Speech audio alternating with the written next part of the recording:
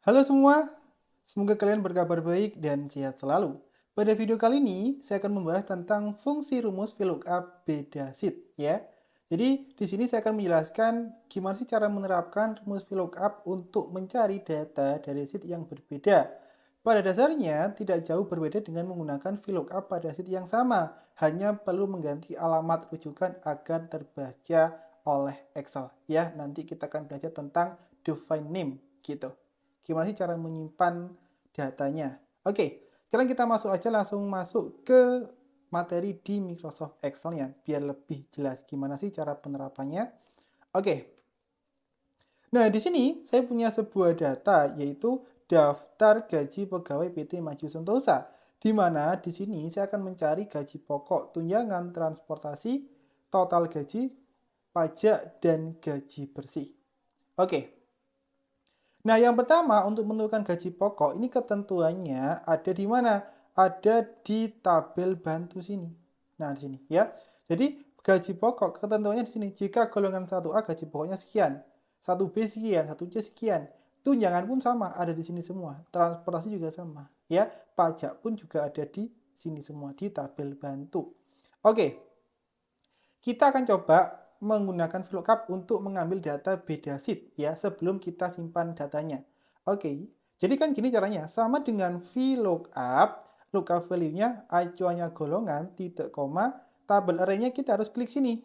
Harus kita blok datanya. Ya, harus kita kunci pakai F4. Titik koma, kolom keberapa yang mau kita cari gaji pokok? Kolom kedua, titik koma false. Tutup kurung enter. Ya, ini ketika kita menggunakan VLOOKUP beda sheet belum menyimpan datanya. Kita harus klik tabel bantu, harus kita blok lagi datanya. Ya, sebenarnya kita pakai cara seperti ini boleh-boleh saja. Namun menurut saya agak gimana ya, agak susah ketika datanya banyak. Nah, di sini alangkah lebih mudahnya ya, sebelum kita menginputkan sebuah rumus, kita simpan dulu datanya.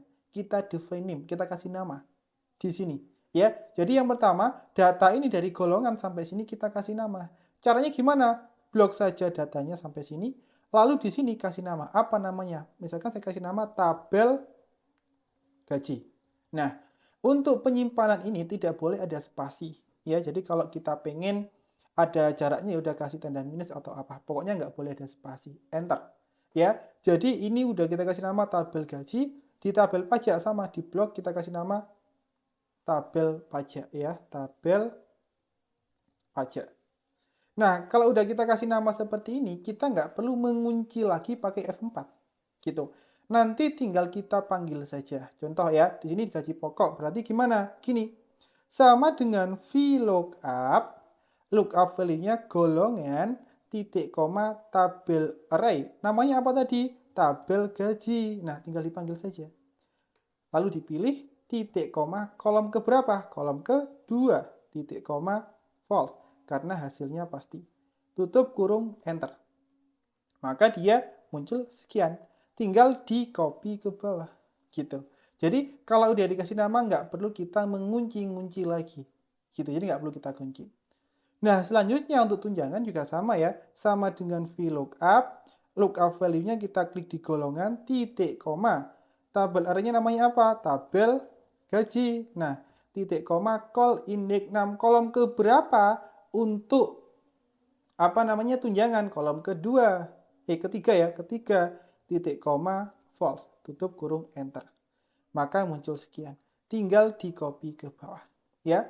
Jadi untuk kolomnya lihatnya di sini nih. Ya, 2, 3, 4 gitu.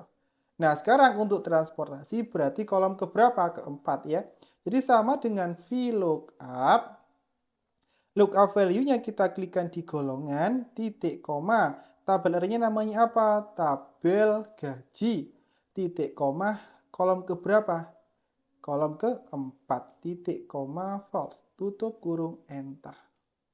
Maka transportasinya muncul seperti ini. Tinggal ditarik saja. Oh, ternyata nama pegawai Ranianova gaji pokok sekian, tunjangan sekian, transportasi sekian. Ya, ini untuk menentukan gajinya. Nah, selanjutnya di sini kita akan mencari total gajinya. Nah, untuk mencari total gaji kita pakai sama dengan sum saja. tinggal kita blok dari sini sampai sini ya, tutup kurung enter. Nah, ke bawah tinggal kita tarik saja, maka otomatis terjumlahkan semua untuk total gajinya. Nah, selanjutnya yaitu untuk pajak. Nah, pajak itu ketentuannya ini, nih tabel pajak ini, ya. Oke, nah sebelum kita menginputkan, kita cek dulu bahwasanya yang ini baris 1, yang persen ini baris 2. Nah, berarti di sini kita inputkan rumus pajak, yaitu sama dengan apa? Karena bentuknya horizontal, kita pakai HLOOKUP. Lookup value-nya golongan, titik koma, ya. Apa tabel array-nya? Yaitu tabel pajak, oke. Lalu titik koma, baris keberapa? Baris kedua, titik koma false. Jika sudah, tutup kurung enter. Maka dia muncul persentasenya. Ya, ketika golongan 1C sekian, 1B sekian, 1A sekian. Ini untuk persentasenya, untuk pajaknya berapa persen, ya. Oke, jadi kelebihannya pakai define name kurang lebih seperti ini. Jadi kita nggak perlu ngunci-ngunci lagi, cukup dipanggil namanya apa. Jadi saya kira lebih mudah lagi, gitu. Nah, selanjutnya untuk mencari gaji bersih, ya. Nah, untuk mencari gaji bersih gimana? Jadi untuk gaji bersih itu bukan seperti ini ya, bukan sama dengan total gaji dikurangi gini, salah, gitu. Memang logikanya benar, yaitu total gaji dikurangi pajak. Tapi untuk inputan rumusnya tidak seperti yang barusan. Jadi gimana? Seperti ini. Sama dengan total gaji dikurangi buka kurung. Nah, total gaji dikali dengan pajak, ya. Ini seperti materi di video-video ketika awal-awal kita mencari diskon. Nah, sama, ya. Jadi ketika ada pengurangan dari perkalian harus ada yang dikurung. Sekarang ketika di enter, maka muncul nih 1171. Inilah nilai yang benar gaji bersihnya, yaitu total gaji dikurangi dengan pajak, seperti itu. Ya.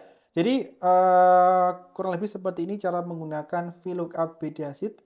Sebenarnya hampir-hampir sama seperti ketika kita pakai VLOOKUP biasa. Namun kalau BDASIT mending dikasih nama pakai define name agar kita nggak perlu klik di sini, kita blok seperti ini, gitu. Dan rekan-rekan semuanya, untuk define name ini sebenarnya nggak harus untuk yang BDASIT ya. Meskipun satu sheet juga nggak apa-apa, dikasih nama saja. Nanti kelebihannya apa? Biar ketika kita menginputkan rumus dan kita pengen mengambil tabel acuan, nggak perlu blok-blok lagi, nggak perlu kunci-kunci lagi. Cukup kita panggil saja namanya, maka dia akan terpanggil dan langsung muncul secara otomatis rumusnya. Oke, saya kira seperti itu cara penggunaan daripada fungsi VLOOKUP BDASIT. Baik, itu saja video kali ini. Sampai ketemu lagi di video selanjutnya.